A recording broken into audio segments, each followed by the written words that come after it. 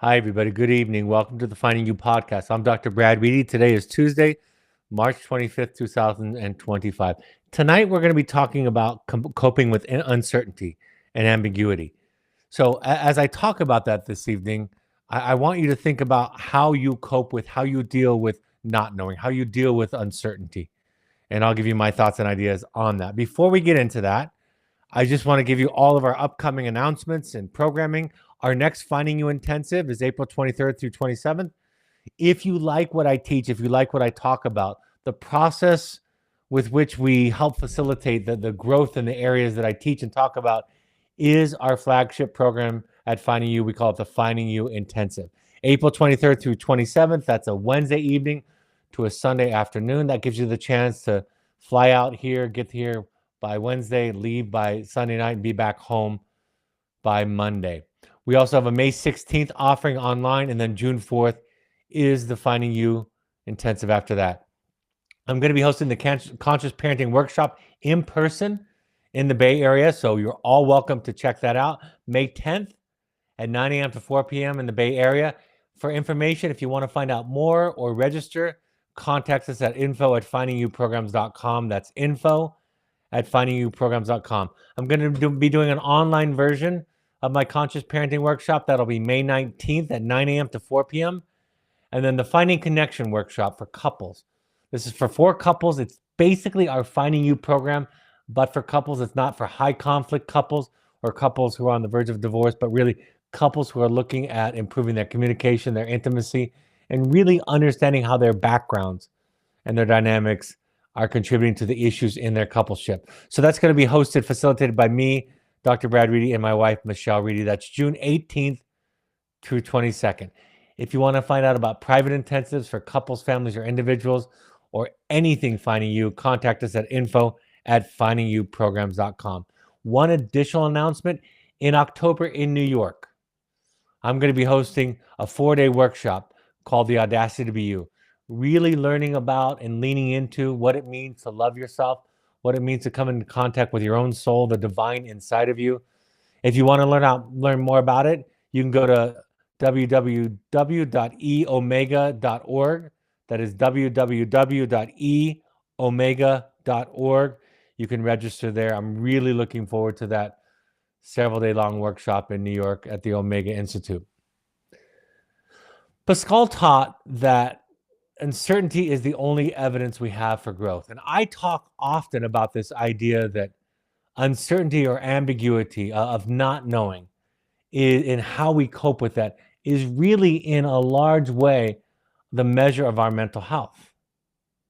And I'll explain that as we go along. And so as you deal with the risk of being a human, the risk of telling your story, the risk of telling the truth, the risk, for example, of showing up to a Finding You workshop or to going to psychotherapy, the risk of committing to anything in your life is that it might not go. There's no guarantees. The illusion of control is everywhere in us. We want security. We want stability. We want to know. We want to be in control of things. And this makes sense, especially for those of us who grew up in homes where there was a lot of chaos, who grew up in homes where the parents weren't providing that core structure and sense of self, that co-regulation that children need.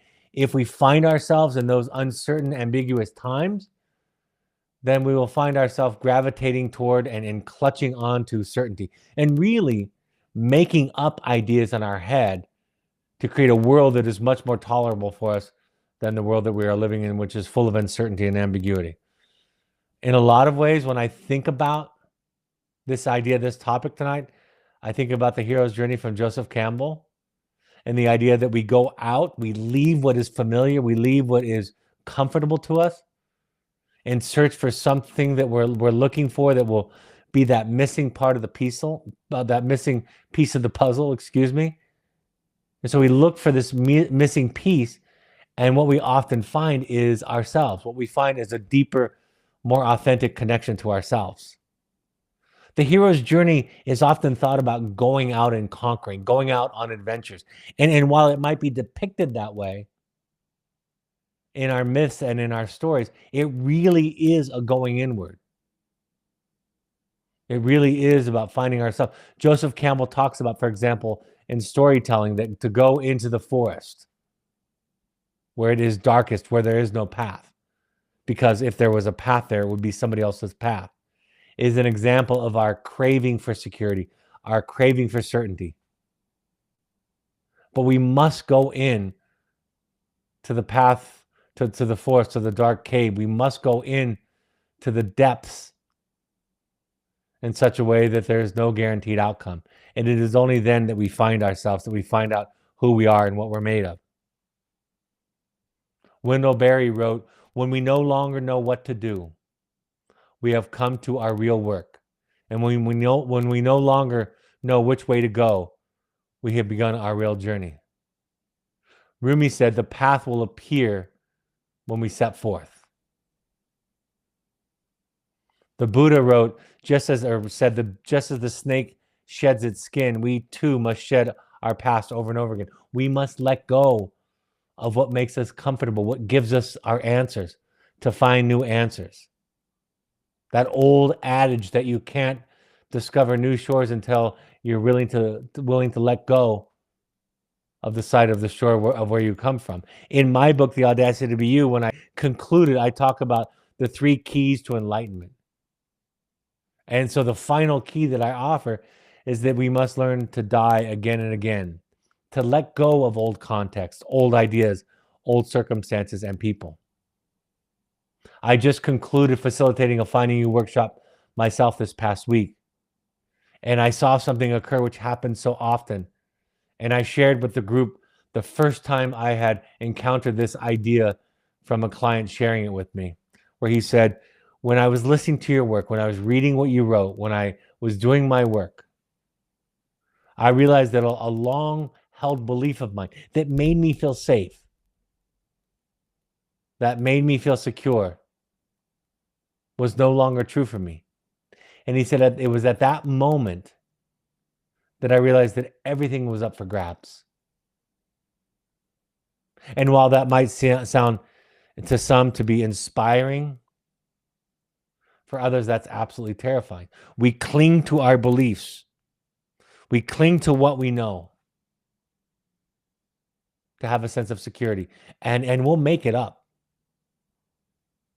We don't need someone else to present us the truth for us to cling to it. We can make it up. We will create, in a psychotic way, we'll create an alternative world where the rules are clearly defined. Right? All of the thou shalts and the thou shalt nots are clearly spelled out. My therapist always talks about this idea that in ancient cultures, the idea of religion was to introduce a way of thinking and talking about it where we explored the mystery of it all. We sat in awe of its wonder. But what we see in the neurotic mainstream culture today, in all cultures that are mainstream, we see this gravitation toward specific answers, to dogma, to absolutes. And furthermore, not only do we cling to these absolutes, but we tend to stand guard over them, right? We protect them with our lives. And we start to create divisions among us. And we look at other people that look and worship and practice different than we do. And we call them them. We call them the enemy. But the spiritual practice is to embrace not knowing, to cope on a daily basis. As one scientist said, to cope on a daily basis with what it means to be and to live a finite life, to be a person amongst what seems to be an infinite universe. How difficult that is. How do we find the answers? How do we know our path? How do we answer from the most simple questions that are before us, like, should I change my job? Should I get married? Should I have a child? Should I move to this house or to that house? We look for those answers, and we want someone to tell us what they are. You know, I've seen this with children. I've seen this with adults. If I run a group and I don't tell people what the rules are and what the objectives are, it will start off being confusing and upsetting and anxiety producing. It eventually will turn to anger. While many of us say that we crave freedom, The problem with freedom is that it comes with a great responsibility for choosing. Oftentimes, at the end of a long work conference, at the at the end of a presentation, or something that I might be hosting, I get together with my team, and I will say to them, "I don't want to order food tonight. You order for me what you want, what you think I might want. If it's family style, I'll pick and choose. If it's specific, just take your best guess at what I want, because I'm done making decisions." It's exhausting. It's exhausting to be responsible for one's own life, for one's own truth. Some of the quotes I have tonight are from James Hollis, specifically from his book, Finding Meaning in the Second Half of Life. And the second half of life is that midlife transition, when we begin to question everything that we've been taught, or we discover that what we have been taught was the purpose of life, was the goal to be accomplished in this life. It didn't bring us the promised happiness, the happiness that was promised to us. And so we begin to question everything. James Hollis wrote, "If the ambitions of youth, many of which we were able to achieve, truly serve the soul, then we would see a lot more happy people." In a lot of ways, that's what the challenge of our marriage, the challenge of our parenting present to us. We follow the rules, we piece together the truths from other people, we read the parenting books that we've been told to read, and we follow the template. We follow somebody's path, or some combination of many people's paths. And then we end up in a situation where the problem seems to be unsolvable. We can't control for outcomes. We can't get the guarantee of the outcome that we want. And we have to go back to the drawing board. In many ways, that's what my career has felt like. I had a lot more specific answers when I was younger. I had a lot more certainty when I was younger. I had templates and patterns and skills that I would often present to people on my weekly phone calls and my sessions during these early broadcasts. And after sitting and witnessing people follow these templates and these ideas and come back to me and say, "This didn't work, and I didn't get what I wanted out of my child isn't safe yet. My child isn't healthy yet. My marriage wasn't saved. The job, the success that I sought after wasn't realized. And now what do? I began to realize I don't know the answers. I definitely don't know your answers. And I'm struggling just like everybody else to find my own." Hollis said in the middle passage, "The only requisite for entry into the middle passage is to have discovered that one does not know who one is. That there are no rescuers, no mommy or daddy, and that no one's fellow travelers will do well to survive themselves." That is what finding you is about. It's coming to this place where you realize that your greatest obstacle, as Hollis said, for what you seek in life is who you have become up to this point. I'll talk about this in my next broadcast, but one of the things that I've been saying out loud, both to myself and to the people that are close to me, is that my nervous system is really, really sensitive. That's something I have to accept about myself.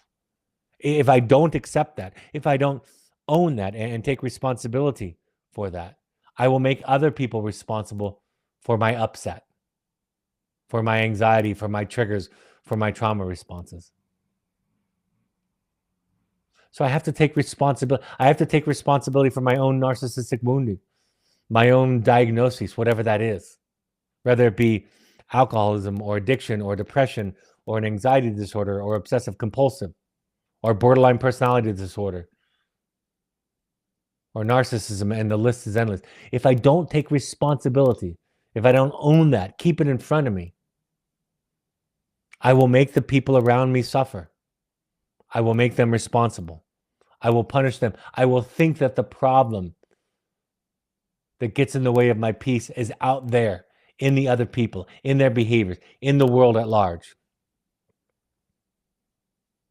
From Hollis's book, What Matters Most, Living a More Considered Life, he said, "Learning to live with ambiguity is learning to live with how life really is, full of complexities and strange surprises. There's something exciting about these ideas that I share with you tonight. But I also know when it comes down to living my life and parenting my children and being married to my wife, it's also terrifying. I don't want to not know. Hollis said to become a person. I talk about that a lot. We talk about that in our family. Really, what we think about in our family when we talk about our therapy is that we're teaching people how to become a person. Not good, but a person. As my daughter shared with me recently, and I think I shared this in a previous broadcast, she wanted to spend time with her grandfather for his 90th birthday because he was the one adult in her life that talked to her like she was a person, treated her with the dignity and respect of her personhood. To become a person, Hollis says, does not necessarily mean to be well adjusted, well adapted, approved by others. It means to become who you are. We are meant to be eccentric, more peculiar, more odd. We are not meant to just fit in. We are here to be different. We are here to be individual. Many of you listening might remember the Apple commercial. I think it was in the 80s, maybe the 90s. And I'm told that the dialogue was written by Steve Jobs. There was a version of it where Steve Jobs did the voiceover, and another one where Richard Dreyfuss, which I think made the final cut, did the voiceover. And the commercial goes like this. Here's to the crazy ones, the misfits, the rebels, the troublemakers, the round pegs and the square holes, the ones who see things differently. They're not fond of rules, and they have no respect for the status quo. You can quote them, disagree with them, glorify or vilify them. About the only thing you can't do is ignore them, because they change things. They push the human race forward. And while some might see them as the crazy ones, we see genius. Because the ones who are crazy enough to think that they can change the world are the ones that they do. Now, we think about this with innovation. We think about this with people like Picasso or Bob Dylan. And we get inspired by the idea. But this is the kind of children I want to raise. And I must tell you, because I have set out to raise these rebellious children, they have put me to the test. They have exhausted me in the process. I remember with my 17-year-old, that's the youngest of my four. I remember when she was younger, really, literally embracing this rebel archetype, persona, playing rock and roll with her when she was young and dancing with her and talking about bucking authority. And again, when she was 4 years old, it was funny and fun. At 17, 16, 15, it's been more challenging, but it is my value. And I wonder if we can see that in our children. I wonder if we can see their genius and see that what they're pushing against is the status quo. I wonder if we can see that the greatest and most painful and terrifying evolutions in our life, like the death of a marriage, could be the catalyst for a deeper connection to ourselves. Could be the event that facilitates this expansion into ourselves. Hollis said that anxiety is the price of the ticket to life. Intrapsychic depression, he went on to say, is the byproduct of our refusal to climb aboard. That anxiety, that pull toward the unknown, that pull toward adventure, to try something different. If we're listening to it, it's exciting. It feels like eagerness. If we're ignoring it, it feels like fear. And if we out and out deny it, it ends up in a depression. Many people think in terms of, psychotherapists think in terms of the fact that depression, in one sense, is us being cut off from our life force, from our energy, from our eros, from our passions, from our meaning, from the thing that we were meant to be. from our gifts and from our genius. If you look at stories, you will see that over and over again, that the hero or the heroine is vilified early in the story for their genius and all of its problems and all of its energy that it consumes and all of its chaos that it creates, the dangers that it presents. Whereas later in the story, that same gift, that same energy becomes the hero or the heroine's salvation. My sensitive nervous system comes with a great cost. Absolutely. It doesn't make my life easy, but it's also my gift. It means I can read, I can feel, I can read people, I can feel empathy. I can understand what it's like. I can mentalize and understand what somebody might be going through and why they might be deciding what they're deciding, because I have such close contact with my nervous system and the way that it operates. When humans are overwhelmed by the ambiguity and uncertainty of life, they may begin to think and function at a borderline level. Some of you might recognize that word, borderline. That is, they reduce things to a binary: good and bad, right and wrong, us and them, all or nothing, etc. They seek right answers. They stand in these places and they think that they are safe from the perils of life, from being assailed by the masses, from being assailed by the voices or the ghosts running around inside their heads. But this is the path toward psychosis, toward insanity, toward mental illness. To create an alternative world where the answers to life's questions are simple and easy and offer a respite from the anxiety of ambiguity and uncertainty. To live courageously, to live fully, we must learn to deal with reality, with what is. But this can be terrifying. The heroic path is the middle path. The heroic path is to embrace and see the gray. And you'll find that in stories. Another aspect that is often illustrated well with stories is that the hero is not all good and that the villain is not all bad. And the dilemmas that we look at from a distance that seem like they have simple right and wrong answers become much more blurry and ambiguous the closer that we get to them. I read a partial biography by Barack Obama where he said, when I looked at the problems that George Bush was facing, I had simple answers. I thought that I could come into the presidency and solve everything. And it was a few months in before I realized that I had no good solutions for many of these problems.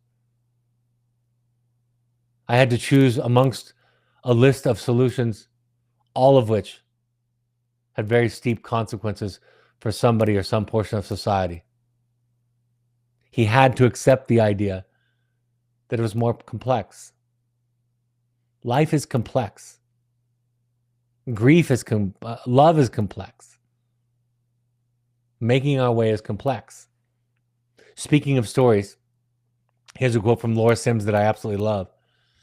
She said, when Frances Harwood, anthropologist, asked a Sioux elder why people tell stories, he answered, in order to become human beings.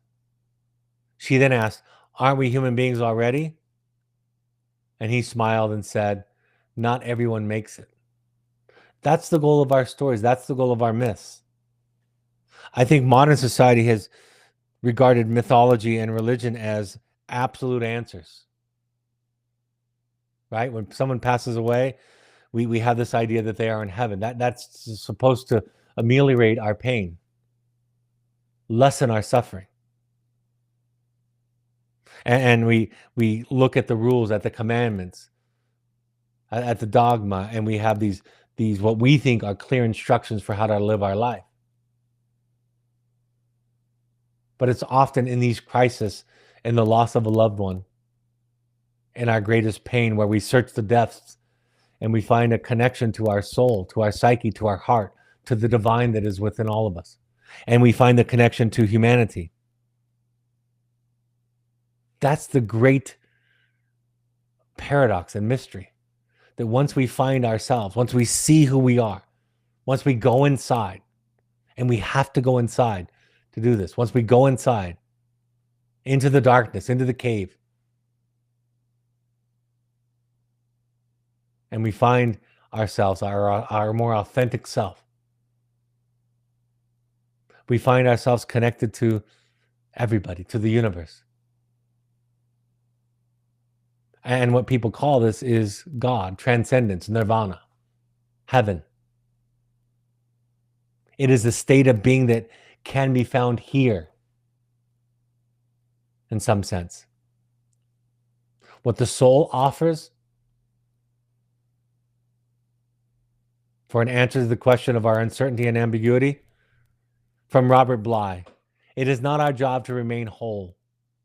We came to lose our leaves like the trees and be born again, drawing up from the great roots. This is a constant death and rebirth.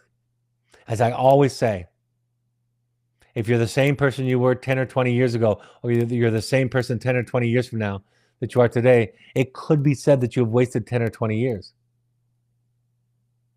We are meant to grow and shed our skin, to expand and to stretch, to question, to die over and over again. This life is not and our mental health is not something to be fixed. It's something to be grappled with and considered and explored. That's what we think about at Finding You. You don't come with answers to the questions that we give you. You come with clarity about what the question and what is at stake. You come with a greater clarity about what is blocking you and how your symptoms serve you. You come with a clear understanding of what your dilemma and your project and relationship to it is. You come with a greater connection to yourself. Hollis wrote, "Life is not a disease, and neurosis is not a cancer to be excised. Any seeming resolution today will have to be revised tomorrow, for the psyche is a flowing river, and yesterday's resolution is tomorrow's constriction." It happened at the intensive, and it happens all the time. Somebody will quote me, and they'll use the word should. Brad tells you should do this, or Freud tells you should do this, or my priest tells me I should do this, or my therapist says I should do this. Because that's the way human beings cope with uncertainty. Is they take information, they turn it into a should. I've never read Animal Farm, and I'm in the middle of reading it now.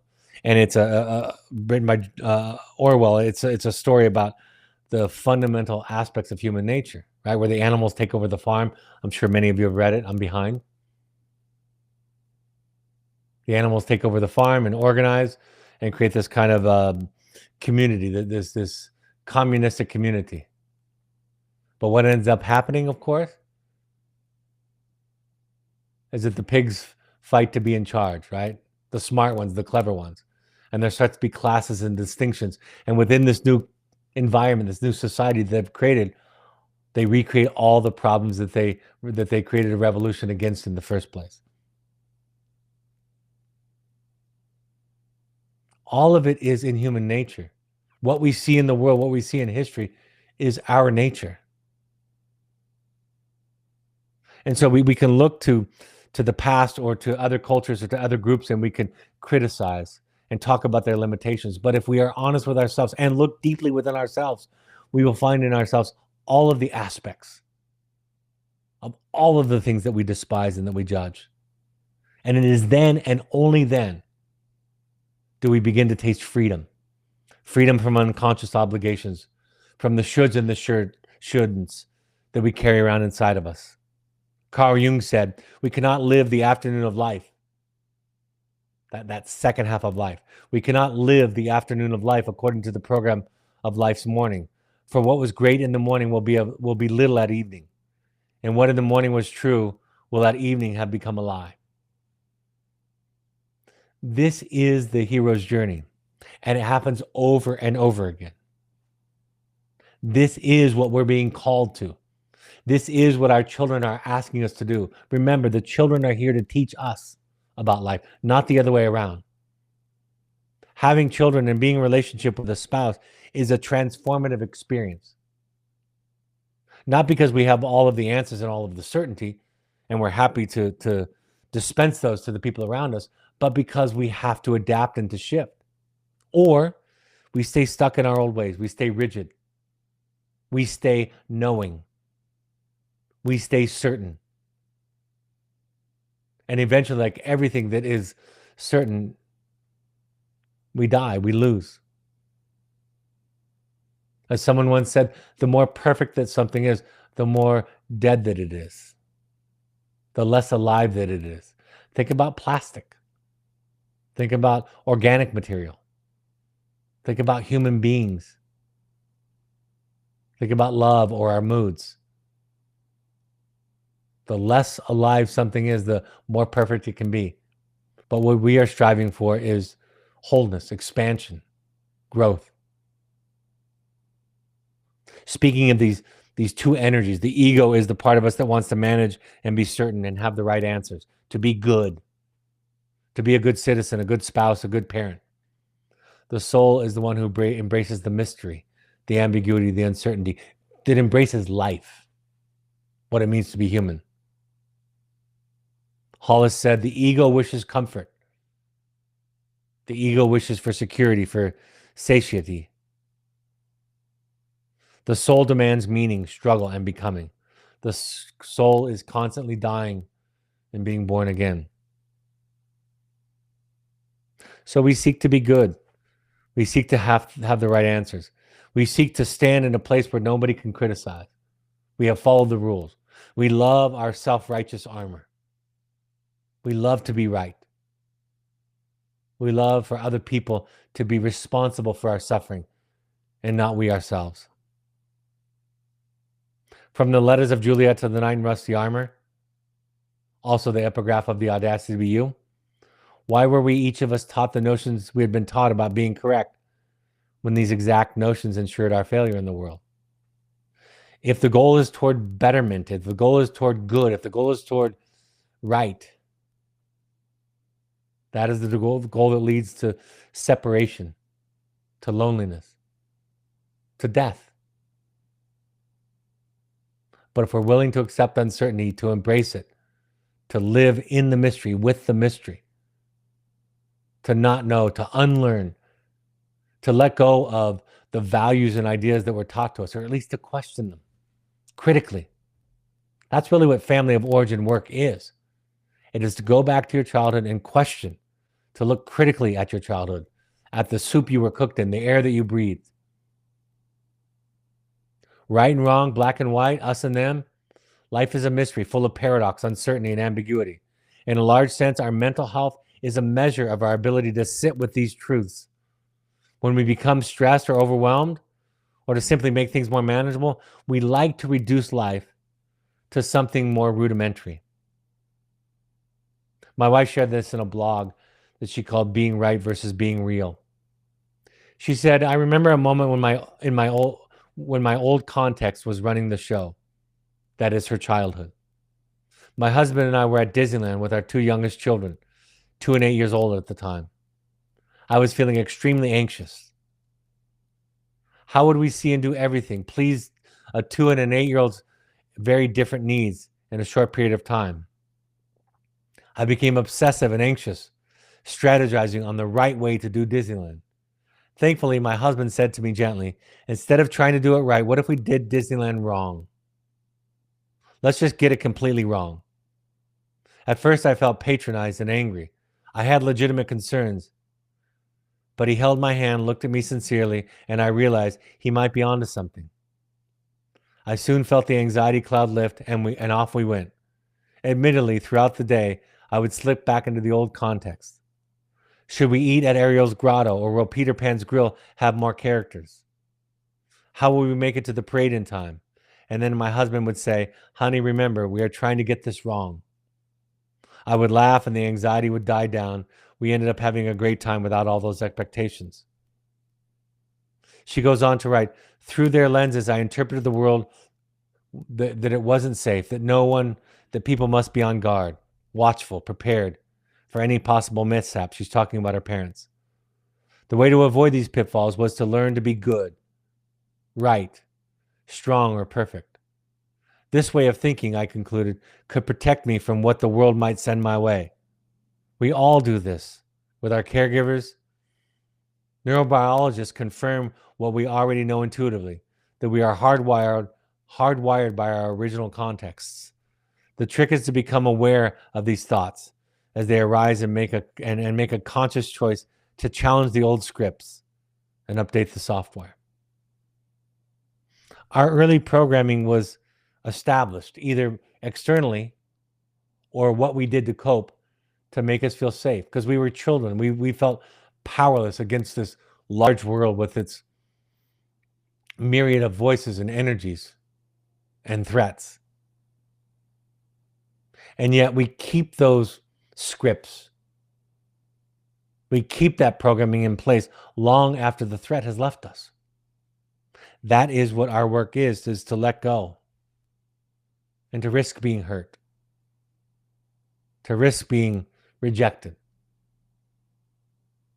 And we do that better and better, more and more courageously as we build up this base, this sense of self where we are seen, where who we are is enough.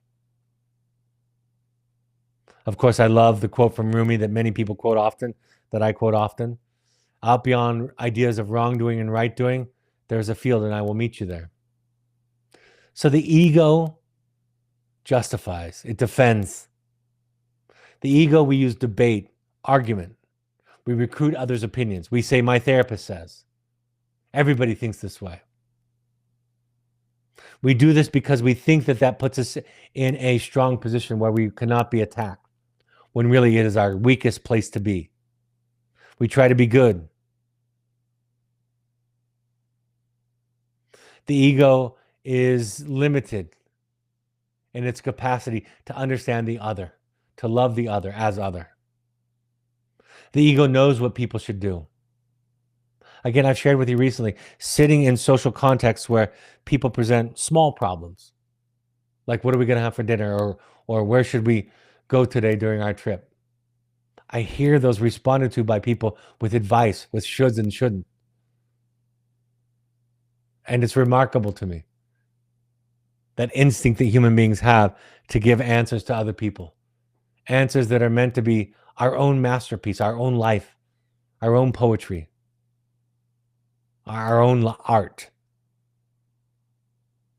The ego is avoidant of pain and insecurity and uncertainty, and seeks to either escape it by figuring it out or by self-medicating, by creating distractions.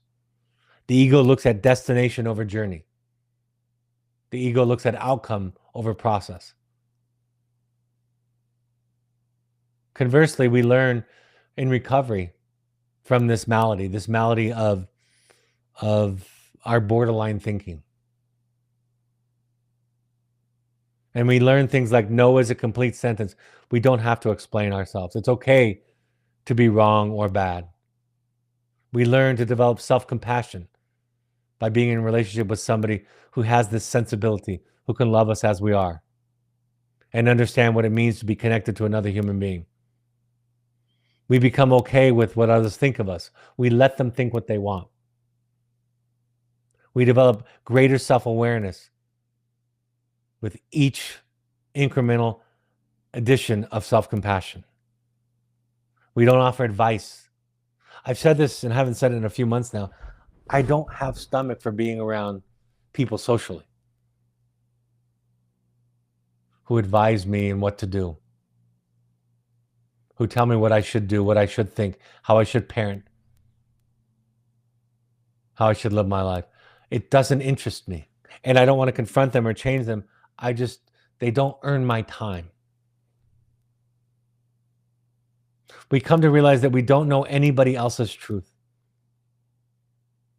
It reminds me of that quote from Alan Watts, the Buddhist teacher, who says people are looking for the meaning of life and they don't really understand that it's so simple. You are the meaning of life. Your life is the meaning of life. It's so plain and simple, he says, he teaches. Your life is inherently its meaning. The gifts, the wounds, the curses, the blessings, the challenges, the resources, you mix all those together and you make your life of it. The soul listens to understand, not to fix or change. The soul remains curious. Thich Nhat Hanh says it so beautifully. He says, have you spoken with the little girl or boy who is in there, still alive in you? This little girl or boy is suffering and carrying a lot of wounds. Now it is time to come back and embrace her or him. Take the time to come back to the little girl or the little boy and say, dear one, I am here for you. I know you have a great deal of grief in you. I can feel there are wounds. I am sorry I abandoned you for such a long time. But thanks to the mindfulness of breath, I am back. The inner child that we're talking about are the energies that are going on and flowing inside of you. And to get mad at your symptoms or frustrated with your symptoms, you're acting out your mistakes, to hate your mental health symptoms and issues, in a sense, is to hate the child inside of you who is lost and wounded, because the symptoms are their best effort to reach you, to tell you what is missing, to tell you where they're hurting, where they're suffering. Like I have said, and said it just last week, the reward for our work is not what we get, but who we become. This work is toward wholeness, towards becoming who you are. And as that is realized, you'll be more capable of being there for your children and the people that you love. You'll be more able to sit in uncertainty. It takes time. If you find uncertainty overwhelming, find somebody who can sit with you. That's why it's so important to find a therapist who's not trying to fix you, because they are perpetuating the old story. You find a therapist that can sit with you in your grief, which is not a solvable thing. It's just something that changes over time, that becomes a part of you, something that you integrate. If the therapist knows what's right for you, if your friends and family, if your parents know what's right for you, step away. Because their answers are their answers. And the goal of life, as I understand it, is to find your answer to the most important questions. Hollis said that many of us have accepted the wrong answer to life's most important questions. And the acceptance of those wrong answers is what causes our suffering. So we go back to the drawing board. We talk with somebody who thinks different, who responds differently than our parents. And in such a context, we can look back on our childhood, on our programming, on the old scripts, and see that they were all made up. They were somebody else's idea. And we can pull from them wisdom and truth, and we can leave the rest. So at Finding You, we do this work not as experts on your life, but as experts on how to help you find your life. If you don't know answers to the most important questions in life, to the questions that are presenting you, to me, that is much more important than finding the answers. Finding out what's blocking. Is it fear? Is it shame? Is it guilt? Is it what others might think of you? Is it betraying your parents and your grandparents, your culture, or the group that you belong to? Is it the fear that you're going to be left alone, abandoned, if you embrace who you really are? This is the kind of journey that we talk about, the kind of journey that we invite you into. All right. Like I said, our version of this is the Finding You Intensive, April 23rd through 27th. I believe that there are 2 spots left.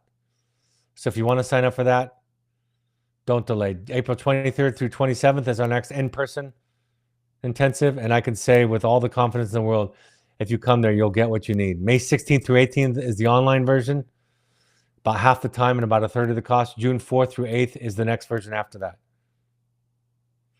I'll be hosting in person in the Bay Area on May 10th, 9 a.m. to 4. the Conscious Parenting Workshop. And again, May 19th online, 9 to 4, the Conscious Parenting Workshop online. The Finding Connection workshop is for couples who want to do their work together. And then I'm going to be hosting a 4-day retreat at the Omega Workshops in New York. Go to www.eomega.org. That is October 12th through 17th, 2025. It's very inexpensive. It's only $470 for members, $575 or less. There's a sliding scale for others. So if you want to spend 5 days, 4.5 days exploring this, this is the opportunity. We're calling our workshop The Audacity to Be You. My 2 books, The Journey of the Heroic Parent and The Audacity to Be You, are available on Amazon and Audible. And next week, I'm going to talk about doing your work. What is your work? What does it mean to do your work when I say that? I was thinking about this the other day. When I get asked questions, people tell me that they'll pause the podcast and answer it themselves and kind of compare their answers to mine. And of course, one of the first things I often say, I almost always include in my answers to your questions, is do your work. And so I'm going to talk about what that means and why. What does that do? How does that change the equation? How does that add to the answer that you're searching for? That'll be a week from today, Tuesday, March 25th at 6 p.m. Mountain Time. So I look forward to that. I hope this is a helpful point of contact. Thank you for the person who recommended that I offer this broadcast, this topic. If you ever want to give me topics, if you ever want to ask questions, you can email at info@findingyouprograms.com. That's info@findingyouprograms.com. I hope this was a helpful point of contact. I hope something I had to say or share opened up some door. I'll end with the quote that I thought of. That quote says, in the world, there are things that are known. I think William Blake may have said this. In the world, there are things that are known and things that are unknown. And in between, there are doors. We have to step through the door. We have to step into the room of not knowing. And we start with knowing ourselves. We start with finding a mirror. We start with going into a therapist's office and taking the risk that relationship, that interaction will be like all of the others that we've had before, where people had their answers for us. People told us what to do, told us how we were broken and wrong. We have to walk through the doors to the unknown. All right, folks, as I always like to say in conclusion, for and on behalf of the people that you love and the people that love you, thanks for showing up to this broadcast. Thanks for listening. It makes all the difference in the world. Have a great evening, and I'll talk to you a week from tonight. Take care. Bye-bye.